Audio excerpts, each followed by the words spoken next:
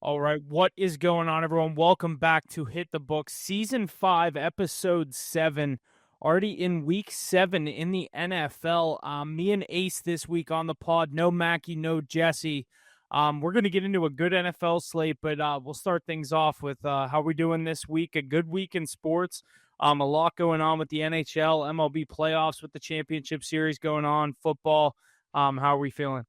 Yeah, feeling good going into another week here. My Patriots stacking up another win here. Drake May getting a lot more believers on the hype train, so that's great to see. My Boston Bruins started off the year rattling off 3 straight wins. Always love to hear that. Getting some good news out of the Boston Celtics front. Some tough breaks for my dynasty basketball team with John Morant and LeBron James starting off week to week. So I just traded for them in the offseason. So that was a little bitter strike for me. But yeah, MLB season's rolling along. We got the Dodgers looking to go back to back right now. They're really rolling through this whole playoffs as we fully expected. And yeah, some college football and some other stuff going on as well. So I'm ready to talk another week here. Yeah, we're going to get right into the NFL slate. We have a good slate this week. Before we do that, our power rankings going into Week 7 with the Indianapolis Colts coming in at 5, the Detroit Lions at 4, the Kansas City Chiefs at 3, the Green Bay Packers at 2, and the Tampa Bay Buccaneers making their debut at our number 1 spot. What do you think of this list this week? I know Mackie had a little bit differing, but me and you were pretty spot on the teams we thought that should be in this order. Yeah, I mean, obviously, I think everybody throughout the league right now is recognizing what Baker Mayfield's doing. We got to put those Bucks there for that reason, and they're not even fully healthy. I think one thing to shout out the Huff is that you and I both respect the Kansas City Chiefs still, and I think it's rightfully so. Teams like the Eagles and the Bills are downtrodden right now. Look at who the Bills have beaten. They've combined for 2 wins on the season. The teams they've actually gotten a W against. Meanwhile, the Eagles, they're reeling right now. They can't figure things out on offense. Got to look to the teams like Patrick Mahomes that have righted the ship. They're getting Rashee Rice back. And like I'd still go as far as to say the Chiefs are the best team in the AFC. I think they could even be the best team in the NFL. I know that the Bucks are playing that way to be in our 1 spot right now, but who do you really not want to see on your schedule? And the scariest thing I think is the way that Patrick Mahomes is playing hero ball, and he's the MVP, and the team's starting to come together around him. Yeah. Yeah, absolutely. I mean, we can get into some of these games that we saw last week. Obviously, they got a big win. We'll start there against Detroit. That was on Crazy Sunday night game. Sunday Night Football. That was a great game. They ended up winning 30-17 there. A couple other games that we'll touch on. Like you said, your Patriots winning in New Orleans 25-19. My Steelers picking up another win, their first divisional win of the year against Cleveland. And then Mackey's Cowboys falling in Carolina to the Crazy. Carolina Panthers in a shootout. Cowboys are just Panthers sitting at 500 now, and they're 3-0 at home. How crazy is that? Yeah, that is pretty crazy. Rico Dowdle backed his talk, too. He said they didn't buckle up their chin straps. They weren't ready, and it's no discredit to Dak Prescott. He's playing almost MVP-level football, but that defense can't stop anything. No. And then, obviously, Monday Night Football, we saw the Bills fall to Atlanta, and then Chicago get a win on the road in D.C., in their revenge game over the Hail Mary rematch from last year. But we have a great slate this week coming into Week 7. We're going to start things out for Thursday Night Football with another divisional matchup involving my Pittsburgh Steelers going to Cincinnati to take on Joe Flacco. Almost said Joe Burrow. You don't want to say the other name. How happy that you're not saying Joe Burrow. I'm glad it's not Joe Burrow. The spread would be a lot different as well. To take on Joe Flacco and the Cincinnati Bengals. Bengals are getting 5.5 points at home. Over-under is at 44. Bengals to win this game plus 200. Steelers minus 250. The Cam Hayward dubbed this game the Icy Hot Bowl. It's the second time that two 40-year-old quarterbacks have matched up. Obviously, the previous one was Brady and Breeze, and they did it 3 times in the same year. So yeah, Aaron Rodgers, Joe Flacco, I think they're 41 and 42, or I forget how old Flacco is. Great to see though. That's pretty cool. Yeah, it is pretty cool to see, but yeah, definitely for this spot for the Steelers, Tomlin is not good on the road on Thursday Night Football. I saw he's 0-6 in his last 6 divisional matchups on the road on Thursday night. So don't love that stat coming into this one, but I do think the Steelers will be able to handle business. The Bengals don't look good with Flacco. I know they've kind of put up a little bit of a fight with Jamar Chase in that game against Green Bay the week before, showing some kind of promise. But I think on a short week in a divisional matchup and, in the prime time, the Steelers will come to play. 5.5 points is always a weird spread for Weird my number. boys. I think it just will fall in that. But I said the same thing last week against the Browns, and I should have taken it. But I lean on the Steelers to get a win here. I don't love the 5.5. You probably won't see it on my card. If you do, I might I like tease that it down a minus little bit. 170 leg almost. Yeah, or Yeah. tease opportunity. The Browns taking on your Steelers last week. It kind of nice you didn't take that spread though, even though it did end up hitting. You would have been holding your breath at the end when Well, the you, first half was a field goal fest. I was like, this and is going exactly how I thought it was going. And then Dylan Gabriel is doinking passes off of Isaiah Bond's helmet right on Yeah. the goal line too. But an interesting matchup. Normally we think AFC North Thursday Night Football, it's going to be an under game. But a Steelers defense, it's tightened up as of late, but they've been pretty leaky this year. And we know how bad that Bengals defense can be. Yeah, they're getting some pass rush help this year, which is nice to see. But like you said, it's Rodgers and Flacco going at it now. Very different matchup than we expected coming into the year. Aaron Rodgers playing as the top quarterback in that division right now. One thing I'd really like to see out of your Steelers this week is hopefully they can get Jalen Warren going again. Before that injury, he was dominant, one of the better running backs, receiving backs in the league. Since then, he's been a little slow to get going. It seems like Gainwell might be the better option out of the backfield, especially in the passing game. Your boy DK Metcalf has I was absolutely gonna been say I lighting it up. expect him to have another huge week against this Monster Bengals game. defense. There's nobody on that team that can cover him. He's too No. big, too fast, too strong, and Aaron Rodgers looks his way very often. And with those receiving backs and Metcalf, you don't really need much else. I would like to see your Steelers bring in another receiving option at the deadline. Doesn't I even need still to be a think they marquee. will. Doesn't need to be a marquee one either. You can go get anybody, just somebody else to catch passes from Aaron Rodgers because we know he can dish it around the field. So you got to find another threat. Boswell's leg will be strong once again. I know he missed a 50-plus yarder last week, but I think he slipped on that one. So we'll Yeah, he give him did a flip. we'll give him a pass The on that one. turf people, both teams are complaining about the turf the whole time. Yeah. It's Meanwhile, on bad. the Cincinnati side of the ball, Joe Flacco, he got Jamar Chase going, and Jamar Chase is going to do Jamar Chase things regardless of who's at quarterback. It's kind of crazy with that coaching situation, that quarterback situation. He's still top 5 in the league in receiving. We saw him go over 100 last week. Mackey hit him on that ladder play to get some nice units and that touchdown too. So expect him to stay heavily involved. T. Higgins as well. He's targeting both early and often. But I kind of think I could see an overspot. It's weird to say for an AFC North game. It's weird to say for a Thursday night football game. Short week Brewers have where been scoring Flacco. points. The offense looks good too. They're putting up points. It's That's what I'm totally saying. different story than last year when the defense was keeping them in the games and they were winning games like 13-10 and 17-14. This year, it's like, I mean, our one loss this year, I think, was to the Seahawks, and it was what 31 to.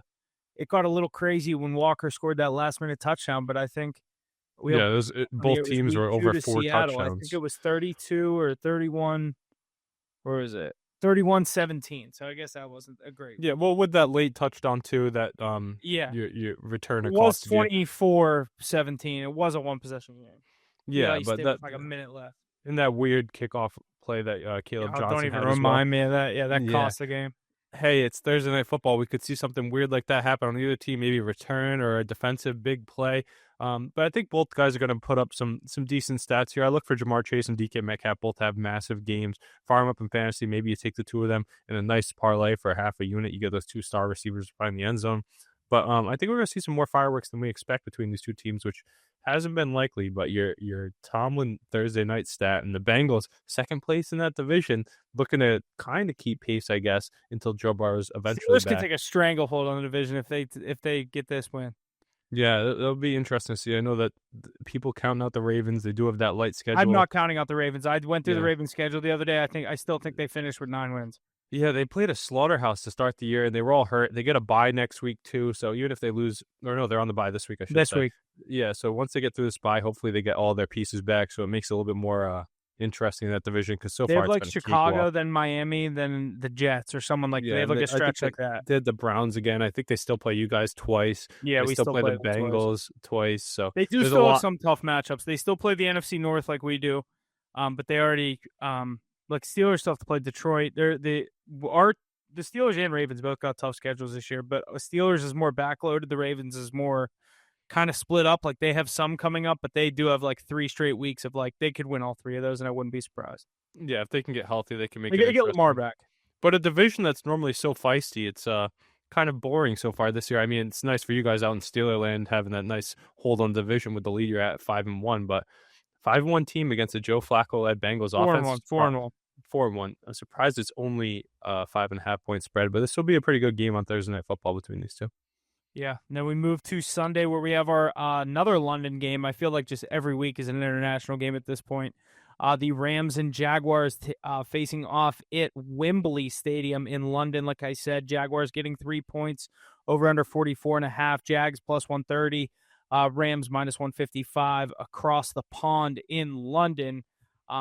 I kind of lean on the Jaguars here. Me Rams, too. It's like a home game for the Jaguars. that's How what I often mean. are they playing over there? They play well over there. They always have, and they play over there a lot. Trevor Lawrence kind of knows what to expect. Not saying, any discount to Stafford. He's a Hall of Famer, but no Nakua. I That's like this massive. Rams team, but they've disappointed in certain spots this year. I could see them let one up here. I'm going to take the Jags plus the 3 points. I think this is going to be a tight game. I know that there's offensive firepower on both sides. Brian Thomas Jr. starting to come into his own a little bit. Travis Hunter give us some highlight reels. And Liam Cohen's got that run game going with a career year for Travis Etienne. Liam Cohen saying Travis Hunter is going to be featured a lot in this game. I feel like it's got to be coming at some point. We've seen glimpses of him starting to take off, and they're really desperate for another playmaker in that offense. I think that he should be getting more looks, more targets, because he can turn it into big plays. It's coming sooner rather than later. A lot of He these said rookies, he's going to be a focal point this week. we're closer to that halfway point of the season. These rookies start to take off. The guys that have been quiet early on. But yeah, that defense for the Jaguars have been playing very strongly too, and that's why they're my AFC South favorite to go on. They've won some big games. They've beaten the Chiefs. They kept one close, and they ended up beating the Niners too. So a couple of good wins for the resume. Meanwhile, on the other side, that Rams team, even though they don't have Nakua, Sean McVay will have his offense ready to go. You still have Kyron Williams, one of the best backs in the league, a good secondary fiddle with Blake Corum as well. And Devontae Adams, let's not forget, they have a true wide receiver one without the best receiver in the league this year in Puka Nacua. So they still have their receiving threats. Jordan Whittington will probably step up a little bit, but I expect a lower scoring game here in London. And I think the Jaguars do come out on top as well. I'll take that 3-point spread. And I think they cover here and show the league that they're really here and for real this year. Yeah. First 1 o'clock game on the slate on Sunday. Divisional matchup in the AFC West with Vegas heading to Kansas City. Blowout. Kansas City, laying 12 points at home. Like I said, Kansas City minus 12, over under 45.5. Chiefs money line minus 750. Raiders plus 525. I mean, this is just, I think it's a Chiefs blowout. I don't have much to say about this. Rashee Rice is back. I think that's the big thing to say. And Mahomes has been doing it without him. He's gotten Worthy involved. We saw Hollywood Brown and Juju getting involved, even with that late game scuffle against Brian Branch last week. I think that'll cut into Travis Kelce's share, who started to come on a little bit, but look for an explosive game from Rashee Rice. They said they're going to target him early and often. So I expect a big day there. Mahomes has been doing it with his feet too. He keeps finding the end zone. I think that running game will eventually get on track with Pacheco. If not, maybe they go and get another running back. Is it Breece Hall? Is it anybody else to bolster that running back room? I'd like to see that, but Spagnuolo has the defense fired up and playing well as we expect. Chris Jones and the likes of those guys, always sending those heavy exotic blitz packages, and that's going to be tough for Geno Smith, who's leading the league in interceptions. I believe he seems to be throwing multiple every week. I know Ashton Genty's looked a lot better, but he doesn't have much room to run, especially against this defense. They know how to contain someone like that, and even if Brock Bowers is a go, I don't think that's enough for Geno Smith to put up enough points to compete with the Chiefs here. I expect a blowout, as we expect the Chiefs to get above 500 here this week. Yeah, I agree. Next game, a couple of these games aren't super great. Saints at Bears. Interesting. Bears minus 5 at home, over under 47. Bears minus 235. Saints plus 195. Spencer Rattler's been playing some decent football for them. I'm not saying the Saints are good, but they do have some guys still They're down there. feisty. Olave, Kamara. Yeah, they're. This is a game I'm going to stay away from. I would lean on the Bears minus 5, but I wouldn't be shocked to see the Bears fuck this up and let the Saints cover. Yeah, I could see the Saints cover here, especially if you tease him. But then again, Ben Johnson, he might break out his stops here. That Saints defense is very, very weak, especially against the pass. Drake May exposed them last week, and they do have some good weapons that they can target. Luther Burden coming alongside Romeo Dunze and DJ Moore. We know Swift is pretty solid in that backfield as well. A couple of tight ends that are some marquee names. Also on the Chicago side, expect some trick plays this week. This is where you can kind of open up the bag and test some new things.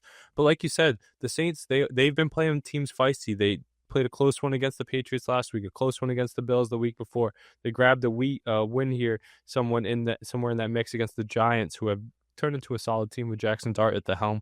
And Taysom Hill's back in the mix too, so don't be surprised if he finds the end zone. His first game last week, or first or second, he found the end zone on the goal line there. So kind of a weird spot, but Still got Kamara, still got Kendra Miller, who they're getting involved a bit more. Expect Rattler to keep it close, but I've got the Bears winning this one. Yeah. Next game, probably the worst game of the weekend. Dolphins Browns. 1-5 versus 1-5. Browns are the favorite. 2.5 points. Crazy.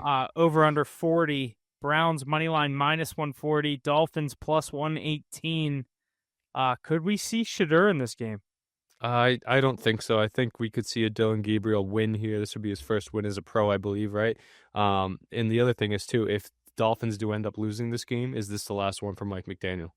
We've been saying it for a while now. I think it's coming. Yeah, I would think After so. they've blown 2 late leads back-to-back weeks, they had that game against the Chargers last week. Brutal, costly errors leading to that demise late in the game. The week before, I can't believe they let that one slip up too. So these Dolphins, I don't know. I know they can get stuff going on offense, and that's actually a good matchup to look at in this one, is that stellar Browns defense. Even against the Steelers last week, they put up a solid fight, but all year long, they've been a tough unit to go against, and the Dolphins can get the ball going. That's what McDaniel thrives in, is the offensive side of the football. I think whenever he does get canned from this Miami job, he'll find a job running someone's offense, and it's rightfully so. I think he's better at that than he is as a head coach. But guys like A-Chain have been going off. What about Darren Waller? That guy just scores a touchdown every week, it seems. Nice little resurgence there. And then some of their weapons on the outside without Tyreek Hill. I know they still have Waddle, but nothing too worrisome. So it's going to be a big A-Chain game, going to be a big Darren Waller game. But that defensive front, look for Myles Garrett to be after Tua Tagovailoa all day long. Some of those young guys, I believe it's Graham they brought in as well. On that D line, they're disruptive. I mean, it's so tough. I can't imagine Tua having too much success this week. I'll take the Browns in this one. I think they do cover. It's crazy to see him as a favorite, though, huh? Yeah, it's weird. I can't bet this. What about Judkins? You think he He's gets good. going? He should find the end zone this week, I believe. Yeah, I would say if I had to give you a pick out of this one, it would probably be like an A-Chan or a Judkins touchdown. And that Dolphins defense has been so susceptible of run gains. They're one of the weakest units in the league, one of the worst teams in the league for that reason. So look for Judkins to have 100+ and a touchdown. Big day for him. Dylan Gabriel's first win in a stinker match with two teams trying to grab their second win. Yeah. 3 more 1:00 games to get into. The first of those is your Patriots heading to Tennessee. Mike Vrabel's homecoming to his former head coaching job. Patriots are -7 on the road, over under 42. Pats money line -325. Titans at home +260. How do we feel heading into Nashville this weekend? Oh, love this matchup. I mean, we just keep getting fed some good ones. We had the second easiest schedule in the league for a reason. We're sitting at 4-2 atop the AFC East with a big win over the Bills. Nice one over the Saints last week. Now we get one of the worst teams in the league in the Tennessee Titans, who just fired their head coach too. So that team's in complete turmoil. Calvin Ridley's banged up, might not even play in this one. So they'd be looking at guys like Eli Guyomanoir. I think Tyler Lockett as well. Whoever it is catching passes doesn't worry me too much. Christian Gonzalez will shut him down. Tony Pollard kind of losing his job to Tyjae Spears as well. That's another interesting story to watch. I think Cam Ward does play well, but they're not going to have an answer for the Patriots offense this week. Drake May's firing on all cylinders. He's playing very confident with Josh McDaniels calling the plays. They're getting all the receivers involved. Stephon Diggs seems to be a great pickup that they got for cheap. They didn't have to give up any assets and trades for guys like Cooper Kupp or Brandon Ayuk or Olave or people they were looking at. Diggs taking over that alpha role, and we got guys like Pop Douglas and Kayshon Boutte, however you say it, coming out of LSU, who was once dubbed to be a star in this league, is really starting to turn it up. 2 nice touchdown catches last week. And Ramondre and Travion Henderson, although their numbers aren't too strong, I think they get going this week. I look for the Patriots to put up over 30 points this week and hold that Titans team to a low score. The way our defense has been playing too, Christian Barmore and Milton Williams, the guys they brought on that D-line, Robert Spillane too, helping out. They've been very disruptive, yet to allow a 50-yard rusher, I believe, even on the season. So if they can't get the run game going, it's going to be all Cam Ward, and he's going to be under duress all day. I like my Patriots a lot in this spot. Does it bother you at all that this is a coach-fired game? Not too much. I like the fact that it's our head coach Vrabel going back to show them what there's like missing. a double narrative. You can outplay that narrative. I get that. I think the Patriots do win the game. I don't love laying 7 points at home or on the road, but if I had to lean aside here, I'd say Patriots -7. I just don't see how the Titans can do anything to stop the offense or put up points on them. My system is the coach is getting fired, and this was the spot. But especially at home, getting 7 points, it's like I could totally talk myself into this, but I think the Vrabel thing he's going to try to kill Tennessee. A little double negative there. Yeah, he's going to try to kill them. What do you think about Drake May? Is he ascending? Could he be the top quarterback from his draft class? Loaded draft class. Penix playing well. JJ showed us Yeah, something. I would Caleb say and it's him and Jaden Dan. Turner. It's definitely him and Jaden. What a draft class that was. But yeah, Drake May keeps ascending. 23 years old. Happy with the stuff we're seeing so far from him. Yeah, we'll move into another 1:00 game here. Philly at Minnesota. The Good Eagles are game. -2. Over under 43.5. Eagles -130 on the road. Vikings +110 at home. I'm going to lead on the Eagles here. I don't think they lose 3 straight. I'm going to take them on the money line minus the 130. I know this is a tough spot, but the Vikings don't really know what they're doing at quarterback going into this game. I think the Eagles, this is not a get-right spot because the Vikings are a good team, but a lot of question marks going around. They've had a lot of injuries as well up there in Minnesota. I don't know why the fuck I can't say that. But give me the Eagles on the road here. I think they'll handle business, get back in the win column, and get to 5-2. Yeah, it's crazy to think that this Eagles team that was once unbeaten and coming off of a Super Bowl win is now staring at 3 straight losses with a tough opponent in the Minnesota Vikings, coached well. And they have a very strong defense too, which is a tough matchup because the offensive coordinator that Philadelphia brought in this year has not been successful so far. They can't get A.J. Brown going. Devontae Smith is an afterthought. Saquon Barkley not looking like his true self. Not too many big yards like we saw last year. So hopefully they can figure out how to get going, but I don't know if this is the week. I expect an under on this game here. 2 very strong defenses. I know there's superstars on both sides of the ball for offense, but I just don't see a lot of points happening here. I'll take the Eagles and the under. I don't think they lose 3 in a row, but I would not be shocked if the Vikings can somehow eke out this win here. Definitely not touching this game. This will be a hard-fought one. This will be one of those ones at the end of the 1 o'clock hour where I think the last possession is going to win it for you. Yeah, I agree. Last 1:00 game on the slate. Carolina at the Jets. Jets are a 1.5 point dog at home. Over under 42.5. Jets +105 on the money line. Panthers -125. You want to start us out here? Yeah, I mean, this Panthers team, like we said, they're 3-0 at home, 0-3 on the road. Here they are on the road again, but they're also playing a winless team in the New York Jets. It's like the unstoppable force against the immovable object. Which Yeah. one's going to break first? I really don't know. But with Rico Dowdle toting the rock, I mean, that guy's a complete superstar, right? He's really taking over that job, even with Chuba injured. I think when he comes back, I think Rico's going to keep it going if he can keep those legs moving. Meanwhile, the Jets look like sellers. Justin Fields has no time in the pocket. Do they move Breece Hall? Garrett Wilson getting frustrated as well. Aaron Glenn was supposed to be brought in as a defensive mastermind, and that defense has gotten much worse with a lot of skill on that side of the ball, which is crazy to me.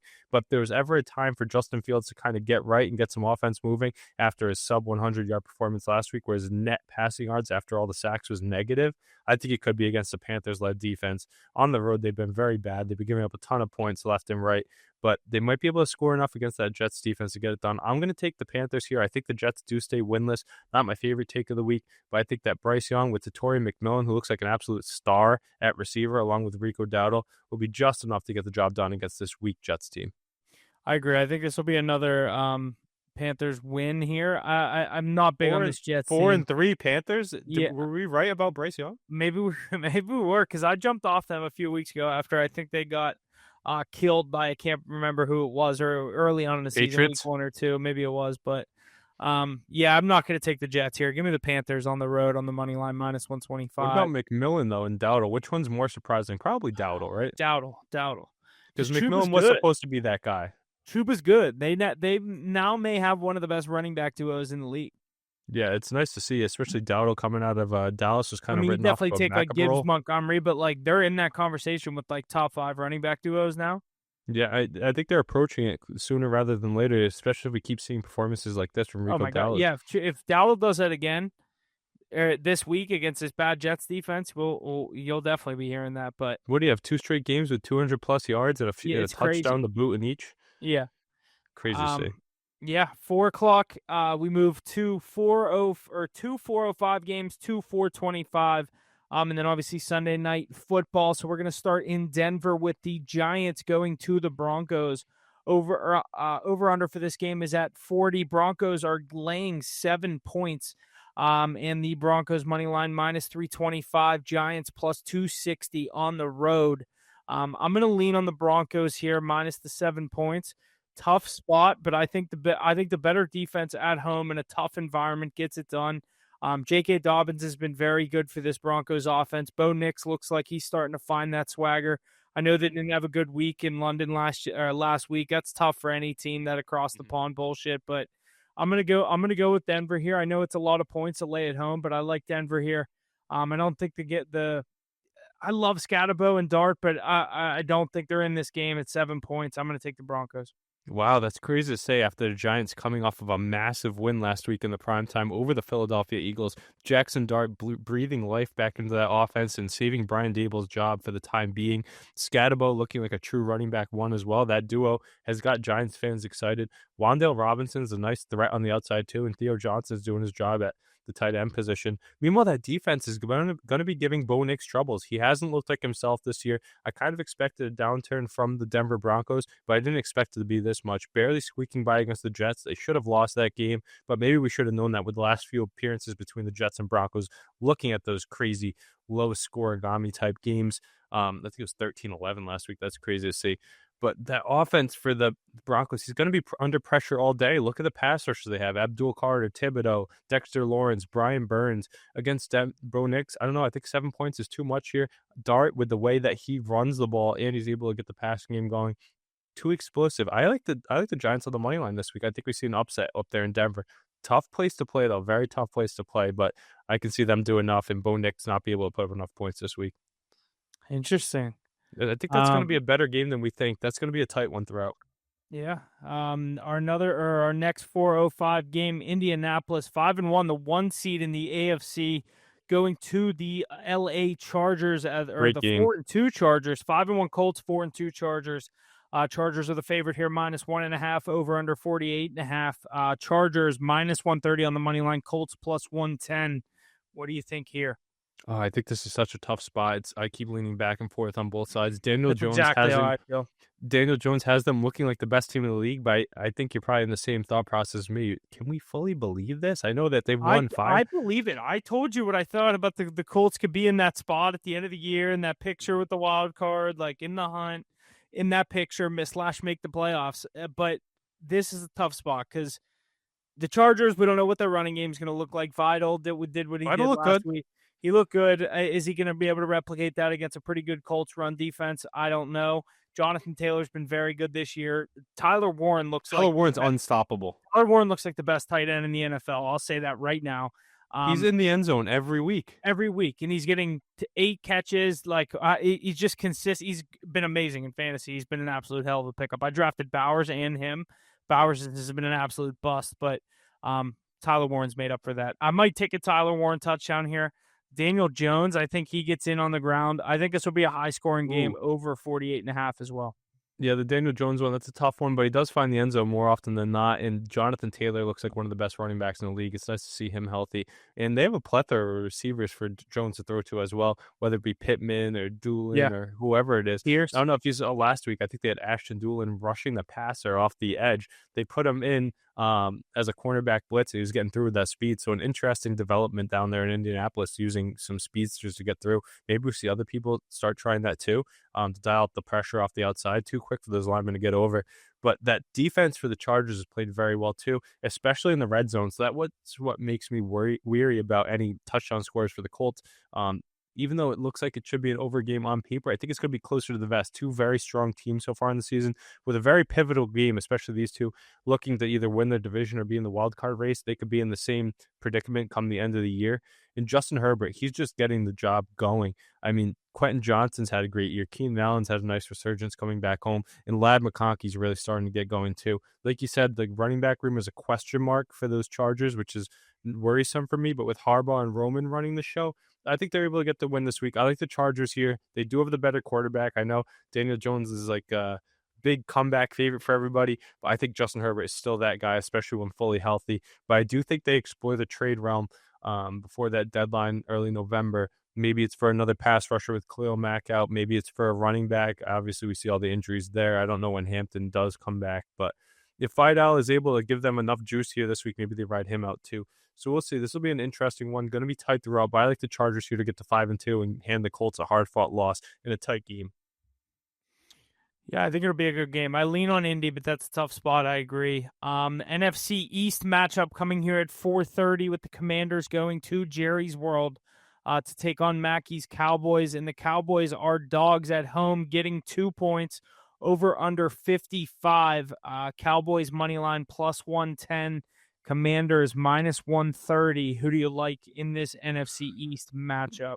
Maybe I like these Cowboys too much. I have them on the card more than anybody. I think they're better than they actually have played so far. They've beaten some good teams. They played tight in some games. They've lost some tough games as well. But the way that Dak Prescott playing is making me very confident. George Pickens looks like a true wide receiver one in CeeDee Lamb's absence, and he's proving it with all the targets he's getting. Jake Ferguson, another tight end that's really blossoming this year and turning into a great threat, especially with the connection he has with Dak Prescott.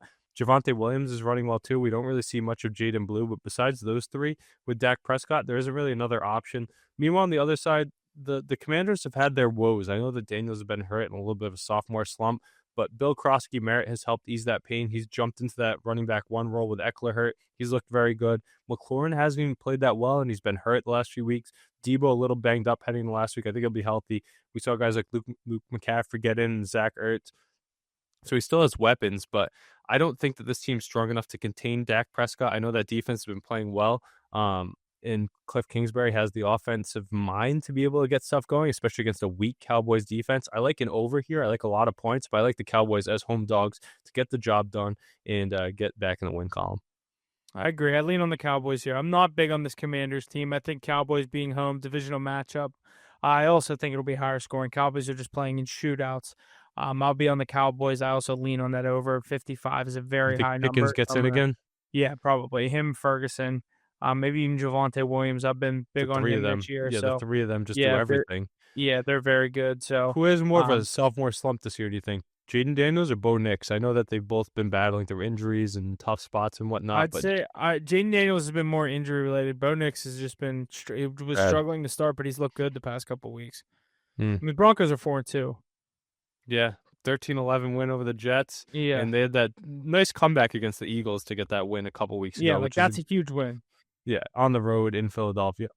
But I Yeah, don't know. Jaden Daniels, I expect to see more. Maybe as he gets a little bit healthier, we'll see it. And against the Cowboys defense that's super leaky. Maybe you see it this week. But those downfield shots haven't been there. Maybe that's the absence of Terry McLaurin having an effect on it too. But I expect them to open up a little bit more. But in a shootout like we both expect, give me the Cowboys at home, especially in Jerry's world.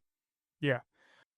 Last 4 o'clock game on the slate, Packers at Cardinals. Cardinals getting 6.5 points at home, over under 44.5. Cardinals plus 260. Packers minus 325. I took the Packers minus 13 against the Bengals. I thought they were going to cover. They probably should have. There was a They couple should have. spots where they kind of just fucked around and couldn't score Late points. Jamar. Yeah, and then they obviously at the end they kind of just let Jamar Chase do whatever they want. But you will not see me take the Cardinals here in this game. Definitely not. More, this is just a no touch because I want to take the Packers plus 6.5, but I could see this be a spot where the Cardinals fuck that spread up. But I'm gonna stay away from this one. This is a no bet for me. Yeah, and I'm wondering if Marvin Harrison Jr. is going to play. We saw him get that concussion on where he went up for the ball and came back down hard on his head. So if he's not able to go, I don't like any of their options on the outside, whether it be Wilson or Dortch, whoever it be, to carry the load. I know they have Trey McBride, who's an absolute superstar at the tight end position, but they haven't really had a stud running back step in with James Conner. It's been a mix of Zonovan, Bam Knight, Michael Carter, and DeMarcado. Team's Nothing I'm bum. really, yeah, nothing I'm too strong with. Meanwhile, on the other side, the Packers look for Josh Jacobs to get in the end zone. That might be my parlay leg or Martyr lock of the week. He's been absolute nails since he came over to Green Bay, and he's going to continue his excellence this week after scoring last week. Romeo Dobbs, the connection he has with Jordan Love, too, has looked very strong. And Matthew Golden, I think he's going to get going a little bit more, too. And Tucker Kraft, another strong tight end. Green Bay and LaFleur, with the way that Love's playing, they should be able to cover that spread. I don't see the Cardinals being able to keep up with them this week. Tough defense, too. I know they've been Yeah, exposed a few times, but that Packers unit's strong with Michael Parsons. They know yeah, it. yeah. I totally agree.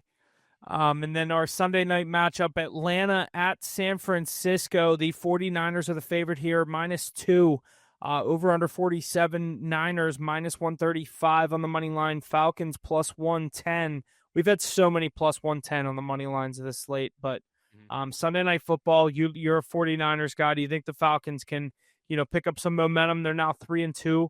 49ers coming off a loss in Tampa Bay. What do we think happens here? that Falcons team is so Jekyll and Hyde, right? Like they should be so good with the weapons they have. Look at the week that Drake London had last week in the prime time. He really showed us how good he is. He's one of the top receivers in the league, maybe a little bit underrated too.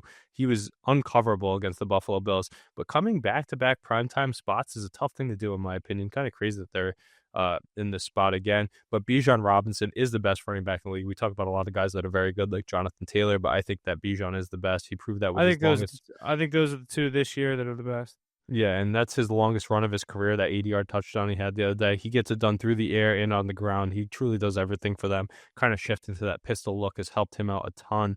But outside of London and Bijan, if you can find a way to contain them because you won't shut them down, then I don't really know what else Penix can do. Yeah, he's finding Kyle Pitts a little bit, but there's no true second receiving target. Ray McLeod not really even playing. Some of those rookie receivers alongside London aren't doing much. But the defensive unit for the Falcons has been something to really watch this year. And it's really about the scheme that they have. They kind of remind me of the Rams of last year, where it's not really a superstar leading the way, although they do have that one linebacker they move throughout the field who's playing very strongly. Um, but they're just playing well. And I think they just got, what's the name, AJ Terrell back as well. And he's been playing some good football too. So that helps on the outside. Meanwhile, this 49ers team, they've been decimated by injuries. They lost Bosa for the year. Now Fred Warner for the year. Kittle might be playing this week, which would be a big lift. Don't know if it's Purdy or Mac Jones. Both are about the same or give you the same amount of production. They're getting some of those receivers back too. I think Ayuk's starting to practice. Jennings, maybe Pearsall, we'll see. Kendrick Bourne stepped up strongly too, and we know how great Christian McCaffrey is. I'm going to take the Niners here in this spot. Being at home is big for me, and I think 2 back-to-back games against strong defenses and strong coach teams is tough for the Falcons. I think being at home last week was a big boost for them, and they were coming off the bye, so they had extra time to prepare for that Bills team, which is trending down and maybe a little bit overrated too. Uh, but I think this is going to be a tight game. It seems like all the Niners wins this year have been. I saw some interesting news. They might trade Juwan Jennings straight up for Kayvon Thibodeau. Don't know if that'll actually go through, but that'd be good for both sides, in my opinion, as they could definitely add another pass rusher and defensive pieces. They keep losing them like flies, but that medical staff for that Niners team, man, they got to figure something out because they can't keep their players on the field. Yeah, they stay busy over there, but I like the 49ers here as well. On the money line, minus 135 Sunday We Night liked them Football. last week too, though, both of us Yeah, against the Bucs, and they ended I up took them laying plus an three and egg. a half in that game. I thought they were going to cover but lose, but couldn't It's get it. that Baker swag we can't get by. Yeah. Monday Night Football, another doubleheader, 7 o'clock, 10 o'clock Eastern time. The Tampa Bay Buccaneers heading to Detroit. This is probably the game Great of the game. week. Bucks at Lions. Lions are 5.5-point favorites, over under 52.5. Lions minus 250, Bucks plus 200. This is a scary game to bet. Way too I many points for the wait, Bucs, though. No, yeah, that has to be too many points, but unless they know something I don't know, the Bucks are kind of injured. Igbuka is questionable. Mike their Evans is defense isn't that questionable. great. Yeah, they have a lot of question marks. Just people are big on this Bucks team and Baker Mayfield right now. I do think the Lions win the game at home in the prime time. They're coming off a loss to the Chiefs. I don't think they lose back-to-back primetime games. This Lions team is good. They started finding their stride. This Bucks team is a Super Bowl contender as well.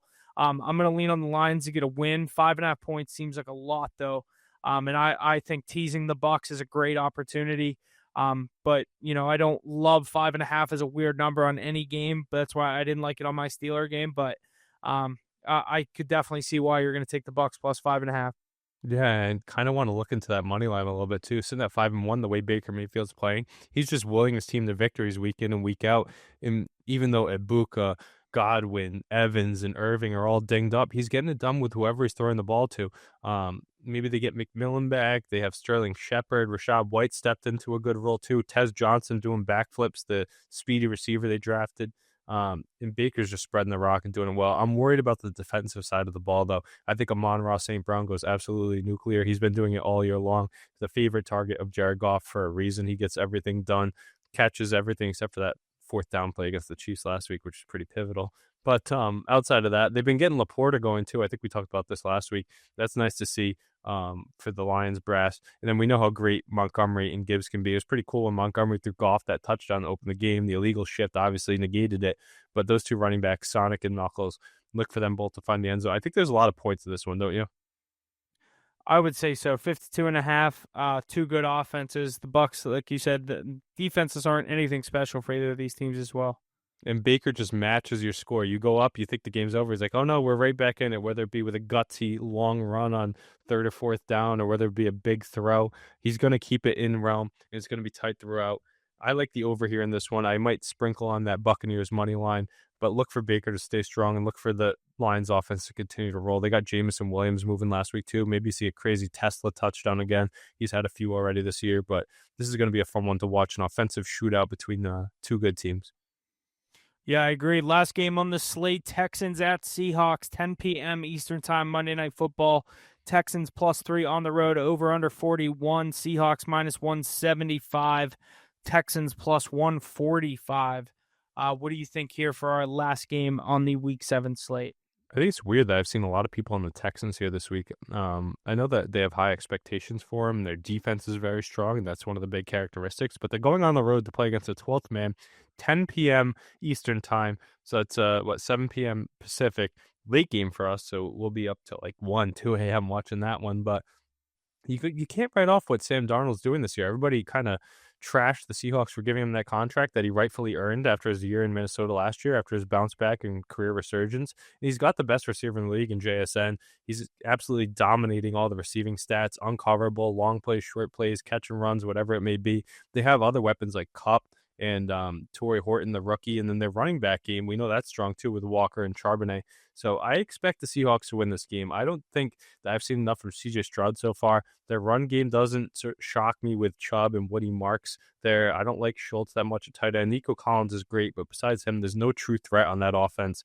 And I think the Seahawks are way too much to handle. I think 41's a low total too. I could see this one going over, but I have the Seahawks winning this one here at home this week. I kind of leaned on the Texans, but I'm not super confident in it. I kind of like your You're a idea. Texans guy, though. Yeah, but I'm also not huge on the Seahawks team. JSN's very fun, and their defense is good, but tough place to play. I don't know if I'm going to play this one, but It's going to be loud. yeah, I like that over 41. That does seem kind of low for this spot, so keep an eye out for that. Obviously, last week me and you went crazy on the card. This weekend, Mackie went crazy in Week 6. Week 7, obviously, stay tuned for all of our picks. HitTheBooks.pod on Instagram. HitTheBooks_pod on Twitter. We have a new top 10 in the world of college football. I'm going to get into that right now real quick, and then our top games on the week or for this weekend, and we'll touch on some MLB before we get out of here. But our top 10 going into Week 8, LSU at 10, Georgia 9, Oregon slides down to 8, Texas Tech at 7, Alabama at 6, Ole Miss 5, Texas A&M 4, Indiana all the way up to 3, Miami 2, and Ohio State at 1. We obviously have some great games this weekend, 5 ranked versus ranked on Saturday. We're going to start things off with an SEC matchup with number 10, LSU going to 17, Vanderbilt. I'm not going to get into any of the spreads on these ones, so just stay tuned to our college football cards on Absolute Fire. I don't know the record off the top of my head, but college football cards have been on fire. Stay tuned for all of our picks on some of these games for Saturday. Just going to go through some of these top games. Like I said, LSU at Vandy, number 5, Ole Miss going to Georgia, number 9, Georgia there, number 11, Tennessee at number 6, Alabama, number 20, USC at number 13, Notre Dame, and then a Big 12 matchup to end things off with number 23, Utah going to number 15, BYU. Yeah, go ahead. Yeah, I think just rattling off the top of my dome. I don't know if you agree with these takes, but I'm going to go with Georgia and Alabama both grab wins this week. I think both at home. I think so. Yeah, those are two good teams. They've been fun to watch this year. Those two powerhouses kind of getting right where they should be. I think some of the big news too is we don't have any Penn State, Texas, how far they've slipped out of the college football picture. And what about Penn State? Didn't they just part ways with their coach too? Yeah, firing James Franklin after I think it was 14 years. That was pretty obviously kind of the writing was on the wall. Overdue. They lose. I think it was. They lose to Oregon. They lose to UCLA. That was kind of the crazy one where I was surprised he was still employed by them. And then they go home and lose to Northwestern in a Big Ten matchup. They're in an absolute dumpster fire right now. Drew Aller's out for the season. I don't think that helps the case. But, James Franklin's out of there. They're going to be looking, big fish hunting this offseason up there in Happy Valley. I think they'll get their guy. The rumors are like Signetti, Marcus Freeman, a lot of these big name coaches. Could they go for a guy? Another one that I heard was Joe Brady, the Bills offensive coordinator, and his past with LSU. So Matt Rule, another former Penn State guy. So there's a couple good names in there. We'll have to keep an eye out for Jesse's alma mater and who they're going to be going with as their next head football coach. But before we get out of here, some MLB playoff baseball, the ALCS and NLCS both underway. Games, what is it? Game 3 tonight for the ALCS, game 3 tonight or tomorrow for the NLCS. They've been Tonight when slaughters you're so listening to far. this. Yeah, we're recording on Wednesday. So tonight, Blue Jays, Mariners game 3. Tomorrow's game 3 for Milwaukee, LA. But Seattle leads 2-0. We can kind of touch on this game. Obviously, by the time you're listening to this game will have passed. But Bieber, Kirby, who do you think gets game 3 tonight? Who do you think wins this series and goes on to the World Series? Yeah, I thought the Blue Jays were going to handle this Mariners team with ease, and it has been the complete opposite. The Blue Jays coming in, their lineup's been strong, but their pitching has been getting demolished this series. And that's a kudos to the Mariners for the bats they brought in over the deadline throughout the years. The big dumper, we obviously know about him. He's had a great season, but guys like Randy Rosarino, they brought in a couple years ago. Um, Suarez. Suarez, Naylor, I mean, they just added this team well, and their pitching staff is so deep. I mean, we saw it in that 15-inning game to get to this round. They just kept employing guys like Gilbert and Castillo out of the pen. They still have Miller and Kirby, and they haven't even pitched with Wu, who had one of the best seasons of the year. They have that great closer, Munoz, too. I think that the Blue Jays do win tonight with Bieber on the mound. Kirby hasn't looked like his true self this whole season since coming back from that injury, but I think the Mariners have too much of a jump on them, and that team's so hot. They're playing inspired baseball. They're looking to get to the World Series this year. I don't know if the Blue Jays have an answer for it. I agree. I think Blue Jays win tonight. I'll take the Mariners in 6. Yeah, I could see that. Maybe 2 wins then. I don't know. I don't see them getting more than one. I think just 1 win for the Blue Jays tonight. Yeah, I could see that. Mariners in 5 as soon as it gets game 5 in Seattle. I could see that.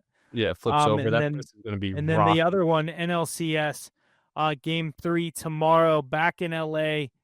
Dodgers obviously have a 2-0 series lead. Going as exactly as expected, huh? Yeah, how fast is this series over? Is it 4? Is it 5? I 5, guarantee it's 5. Yeah, I bet you they drop 1. But I mean, what about the performances by Blake Snell? Fully healthy. This staff fully healthy is just impossible to beat, in my opinion. They're on the road to back-to-back. Blake Snell went 8 innings. Then Yamamoto goes 9 innings. You still have Glasnow. You still have Ohtani. You still have Kershaw. Sasaki out of the pen. They have some good bullpen arms. And then, oh yeah, we have 3 MVPs at the plate with a bunch of good hitters all around them. Ohtani's not even hitting the ball that well in the playoffs, but they're putting up some big numbers, and their pitchers are completely dominating. Fresh bullpen the rest of the way, too. Kind of what we expected. Sad to see for the Brewers, who had a very strong year, but it's a must-win game tonight in a tough spot, too. I don't know if maybe they grab 1, but this Dodgers team looks like they're on the road to back-to-back, in my opinion. Yeah, I agree. I think we're going to get Seattle versus LA. I think both of these series are over in 5. That Seattle matchup against the Dodgers, previewing that a little bit if we do get there, will be a fun one to watch because both teams do have good pitching staffs and they have some premier hitters that can kind of carry them. But the way that the Mariners look before this series with the Blue Jays, I don't know if they can keep up with the Dodgers in the run department. And the way that Snell's pitching, man, both of his performances, they've been master classes. Like Mackey said, the best pitcher in the playoffs, best pitcher in the league so far in the postseason here. And then Yamamoto following it up with a 9-inning gem. That's just insane. Like I said, Glasnow and Tanio yet to go. You still got Kirsch coming out of the pen too. It's just a tough hill to climb, and there's a reason that their odds for the World Series have been so low all season long. Yeah. Stay tuned for any of our plays going out. College football, MLB, NHL, NFL every Thursday, Sunday, Monday. HitTheBooks.pod on Instagram, HitTheBooks_pod on Twitter. That is all I got for you this week. We will catch you on Sunday for our Week 7 live stream, going over our top 5 games on the NFL slate. Other than that, thanks for listening. Steelers football on Thursday. We're going to get a big primetime dub. Ace, your Patriots going to Tennessee on Sunday. Sound off for the people, and then let's get out of here. Yeah, hoping to get to 5-2 and hold on to that AFC East above those fraudulent Bills. They needed that bye that they have this week. I don't know about that team. Eagles or Bills, who's more of a fraud? We'll see as that comes down the stretch here the next couple weeks. Maybe the Ravens too, but good stuff shaping up in the NFL. A lot of parity. We haven't seen this in a while. Huff, what year are we in right now? Is it Phillip Rivers, Ben Roethlisberger, Peyton Manning and Tom Brady. No, it's Drake May, Aaron Rodgers, Justin Herbert, and Daniel Jones just recreating the script once again. So we love seeing that as old school football fans, kind of bring us back to our childhood days. And like you said, next week we'll get into some more of the NHL. That league's been heating up there. We got our rankings coming out soon. So some good stuff going on in the first week there. And we got some NBA right around the corner as well.